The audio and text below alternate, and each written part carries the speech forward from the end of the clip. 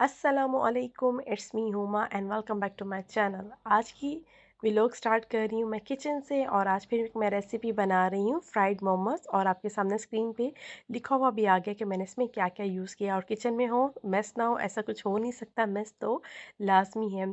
तो जी आज की जो वीडियो है इसमें मैं बात करूँगी आपसे इंटरमिटेंट फास्टिंग और कॉन्स्टिपेशन पे बात करूँगी। लेकिन उससे पहले अगर अभी तक आपने मेरे चैनल को सब्सक्राइब नहीं किया तो चैनल को सब्सक्राइब कर दीजिएगा, बेल आइकन को प्रेस कर दीजिएगा और कमेंट करके ज़रूर बताइएगा कि आपको मेरी वीडियोस कैसी लगती हैं और अपनी फ्रेंड्स एंड फैमिली में ज़रूर शेयर कीजिएगा।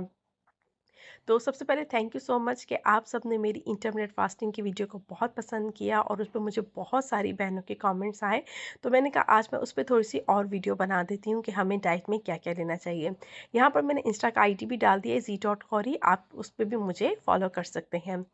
तो जी सबसे पहले इंटरमिटेंट फास्टिंग के हवाले से हम बात करते हैं। देखिए अगर आप सर्च करें सोशल मीडिया पे आज कल तो मेरे ख्याल से किसी भी चीज़ को सर्च करना इतना मुश्किल नहीं है, क्योंकि आज कल हर चीज़ आपकी एक क्लिक बटन पर है। सोशल मीडिया भरा हुआ है। वैसे तो बहुत किस्म की डाइट है।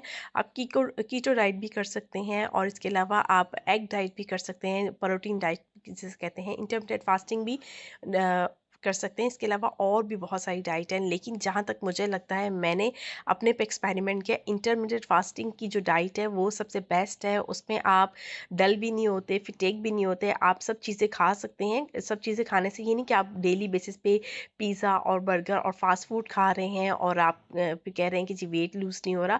आपको कोई सी भी डाइट में ये सब चीज़ें माइनस करनी होती हैं। पिज़्ज़ा, बर्गर, ऑयली चीज़ें जिससे वेट पुट ऑन होता है, तो वो आपको माइनस करनी ही होती हैं। लेकिन आप इंटरमिटेंट फास्टिंग में ये सब चीज़ें ले सकते हैं, लेकिन मंथ में या फिर आप जो है ट्वाइस इन अ वीक एक दफ़ा ले सकते हैं, लेकिन उसका पोर्शन साइज़ आपको मालूम होना चाहिए। और शुगर भी आपको अपनी लाइफ से माइनस करना चाहिए।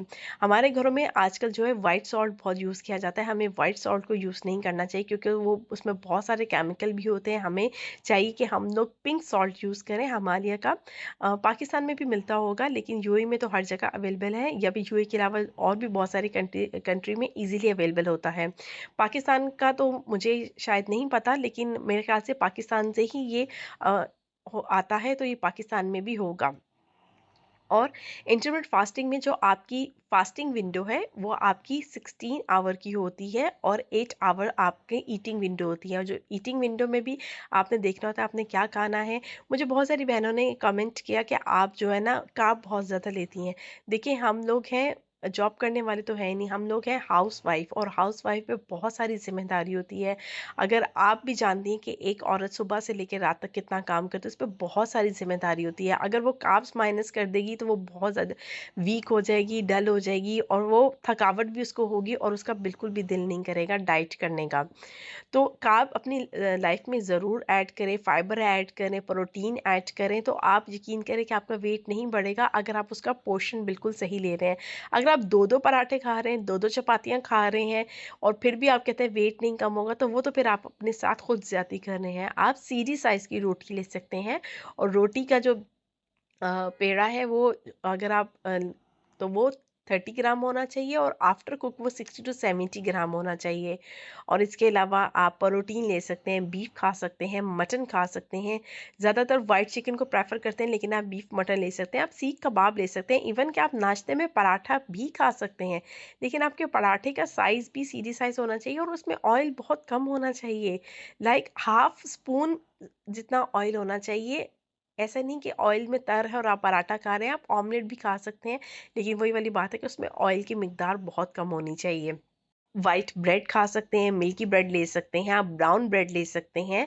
आप इसके अलावा मल्टीग्रेन वाली ब्रेड भी ले सकते हैं, आप बॉइल्ड एग ले सकते हैं, उसकी जर्दी भी खा सकते हैं, आप बिरयानी खा सकते हैं, आप पुलाव खा सकते हैं, लेकिन उसकी जो स्पून है वो 6 to 7 होने चाहिए। मैंने पहले भी अपनी वीडियो में बोला था कि हमें जो है लेडीज़ को एटलीस्ट 2000 कैलोरीज कंज्यूम करनी चाहिए पर डे, या उससे लेस देन होनी चाहिए। और जो हमारे मेल हजरात हैं उनको 2500 यानी 2500 या उससे कम होनी चाहिए।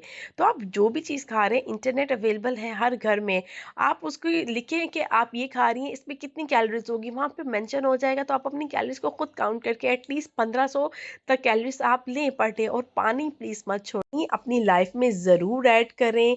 और सादा पानी यूज़ करें, ठंडा पानी बिल्कुल मत यूज़ करें। गर्म पानी पीना चाहते हैं गर्म पानी पी लें, अगर नहीं तो सादा रूम टेम्परेचर पानी लें। और डिटॉक्स वाटर भी आप यूज़ कर सकते हैं। वैसे मुझे पर्सनली डिटॉक्स वाटर का नहीं पसंद है, लेकिन अगर आप में से कोई डिटॉक्स वाटर लेना चाहता है वो ले सकता है। वो जो खीरा और बहुत सारी वेजिटेबल्स डाल के ओवरनाइट रखा जाता है, उसका टेस्ट थोड़ा सा बदल जाता है। तो मैंने 1-2 दफ़ा लिया था तो मुझे अच्छा नहीं लगा, तो फिर मैंने वो स्किप कर दिया था। आप रॉ में वेजिटेबल्स खा सकते हैं, आप चुकंदर ले सकते हैं, आप फ्रूट भी ले सकते हैं। लेकिन फ्रूट की भी ये नहीं कि फ्रूट लेके बैठ गए तो जो भी फ्रूट की पूरी पूरी प्लेटें खा रहे हैं, ऐसा नहीं। उसका भी एक पोर्शन साइज होता है। नट्स ले सकते हैं, और नट नहीं कि आपने पूरी एक हथेली भर के ले ली है, आप थोड़े से जो है आप नट ले सकते हैं। इसके अलावा आप जैतून का ऑयल या किसी भी किस्म का ऑयल भी खा सकते हैं।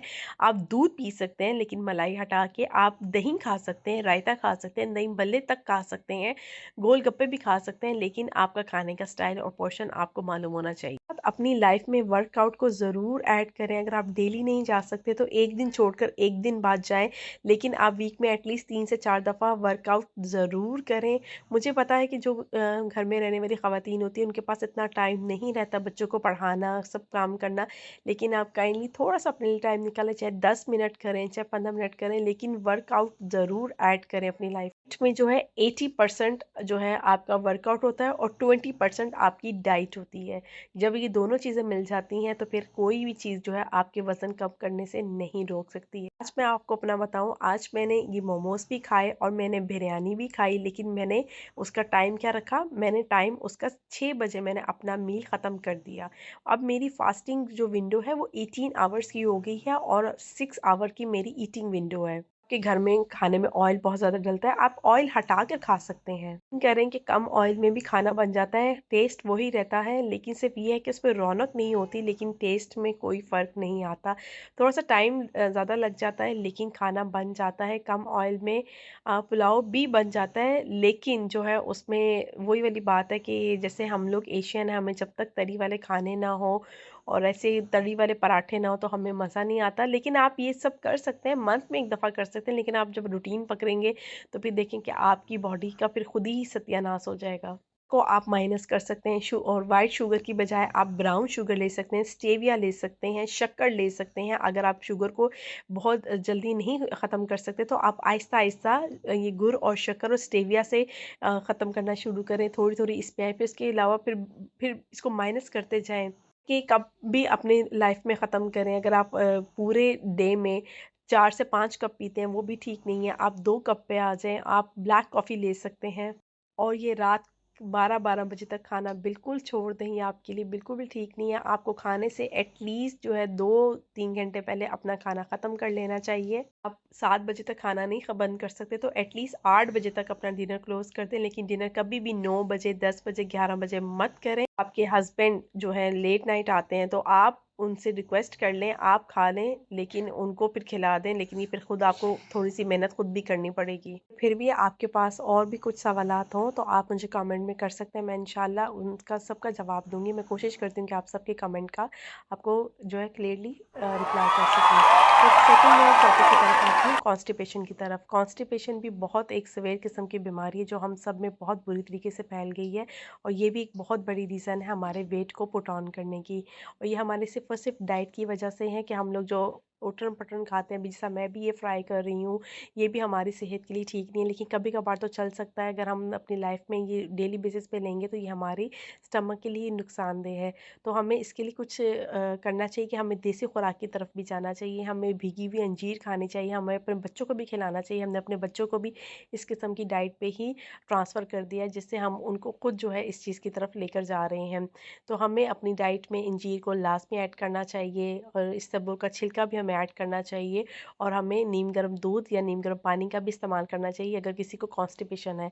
वैसे तो किसी नहीं, आजकल तो हर किसी एक तीसरे बंदे को कॉन्स्टिपेशन है। फिर ये कॉन्स्टिपेशन बाद में पाइल्स बन जाती है, जो कि बहुत ज़्यादा पेनफुल है। कंपैरिज़न करें आज के फूड में और हमारी नानी दादी के फूड में, तो आपको पता लगेगा कि क्या हम लोग बहुत शॉर्टकट फूड की तरफ चले गए हैं, मशीनरी फूड की तरफ चले गए हैं और हम लोग ज़्यादातर प्रोसेसिंग फूड खाते हैं, फ्रोज़न फूड खाते हैं, जो कि हमारे लिए बिल्कुल ठीक नहीं है।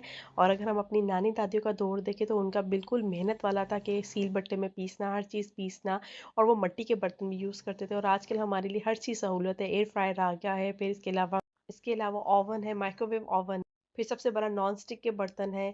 क्या-क्या चीज़ें अब मार्केट में आ गई हैं लाइफ़ को आसान बनाने के लिए। अब वो लाइफ़ को आसान नहीं, वो हमारी लाइफ़ को कम करने की ही चीज़ें हैं, लेकिन हमें अंडरस्टैंड नहीं होता, हम अपने टाइम को बचाने के लिए वो सब चीज़ें यूज़ करते हैं। कि आपको मेरी आज की वीडियो अच्छी लगी होगी तो देखिए बातों-बातों में मेरे फ्राइड मोमोज़ भी रेडी हो गए हैं। तो मुझे कमेंट करके ज़रूर बताइएगा कि आपको मेरी आज की टॉपिक और आज की वीडियो कैसी। और वैसे ये मोमोज़ बहुत अच्छे बने थे, बहुत क्रंची बने थे। मैंने तो खाली डाइट में रहते हुए 3 ही खाए थे, और उसके अलावा फिर मैंने रात में शाम में मैंने बिरयानी ही खाई थी, और मैंने ज़्यादा नहीं खाए थे क्योंकि मैदा खाने से मेरे स्टमक में थोड़ा-सा प्रॉब्लम हो जाता है, मुझे पेन हो जाती है, और ये डीप फ्राई थे तो इस वजह से फिर मैंने सिर्फ़ 3 ही लिए थे। लेकिन बच्चों और हस्बैंड ने बहुत एन्जॉय किया था, उन्होंने बहुत अच्छे से खाए थे और मज़ा भी उनको आया था। तो जी इंशाल्लाह मैं नेक्स्ट वीडियो में आपसे मुलाकात करूँगी, तो आप मुझे ज़रूर बताइएगा कि नेक्स्ट मुझे किस टॉपिक पे बात करनी चाहिए। इसी तरीके से मुझे और मेरे चैनल को सपोर्ट करते रहें।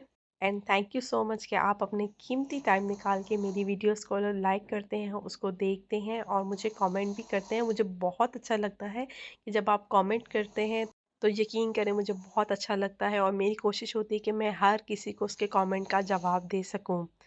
और मुझे उम्मीद है कि जिन्होंने मेरी इंटरमिटेट फास्टिंग की वीडियो देखी थी, मुझे कमेंट किया था, उन्होंने अब इस मेथड को फॉलो करना स्टार्ट कर दिया होगा और उनको रिजल्ट भी मिलना स्टार्ट हो गए। तो मुझे कमेंट करके ज़रूर बताइएगा अगर आप में से कोई इस चीज़ को फॉलो कर रहा है और उसको रिजल्ट मिले हैं, तो मुझे ज़रूर आपने कमेंट करके बताना है। जी, आप भी सोचते होंगे बात करती है डाइटिंग की, वो बनाए हैं डीप फ्राइड मोमोज। तो जी ये पोर्शन इसमें भी हमें खुद ढूंढना है कि हमने कैसे पोर्शन इसका सिलेक्ट करना है। तो इंशाल्लाह नेक्स्ट वीडियो में मुलाकात होगी आपसे। अल्लाह हाफिज़।